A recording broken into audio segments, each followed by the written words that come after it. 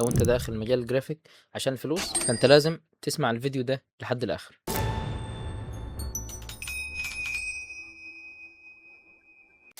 بص، هو في حاجات كتير جدا محدش بيقول لك عليها. هو بيوري لك التصميمات الحلوه، المكاتب المترتبه، اللابتوبات الغاليه، العملاء اللي بيشتغلوا معاهم اللي هم الفي اي بي او الفئه المتوسطه الحلوه، ولكن محدش بيوري لك الجانب الاخر. محدش بيقول لك انك ممكن تقعد شهور من غير ولا عميل، ومحدش بيقول لك ان اغلب شغلك الاول بيكون سيء جدا ومحدش بيشوفه. محدش بيقول لك انك لو هتبص لشغل ناس تانية هتحس انك متأخر عنهم سنين. محدش برضه ممكن يقول لك انك ممكن واحيانا تقعد تشتغل 5 ساعات على تصميم واحد وهيفضل يعدل عليه 6000 تعديل، وفي الاخر ممكن يقول لك انا عايز اول نسخة من التصميم اللي احنا عملناه.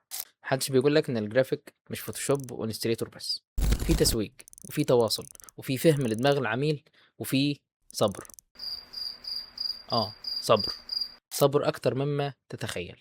بس تعرف ان الحاجة اللي ممكن محدش يقولك عليها فعلا، ان المجال ده لو اتقنته واشتغلت فيه ممكن يغير لك حياتك ويوصلك لحتة تانية انت ما كنتش تتوقعها. برضو محدش هيقولك انك ممكن تبدأ بلابتوب تحت المتوسط. انا بدأت بلابتوب يعني مش متوسط، لا تحت المتوسط وتحت السلم، ولابتوب زبالة يعني حرفيا. وبرضه ما حدش هيقول لك انك ممكن تشتغل، او ممكن حد يقول لك يعني انك ممكن تشتغل من اوضتك، من مكتبك في البيت، من اي مكان اللي انت عايز تشتغل منه.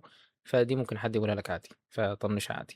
برضه ما حدش هيقول لك انك ممكن تدخل دخل مفيش شغلانة تانية تدخل لك الماديات دي او الفلوس دي، بس بشرط واحد، انك ما تستسلمش في المرحلة اللي اغلب الناس اللي بتبدأ في المجال هي بتستسلم فيها. والمرحلة دي عبارة عن ايه؟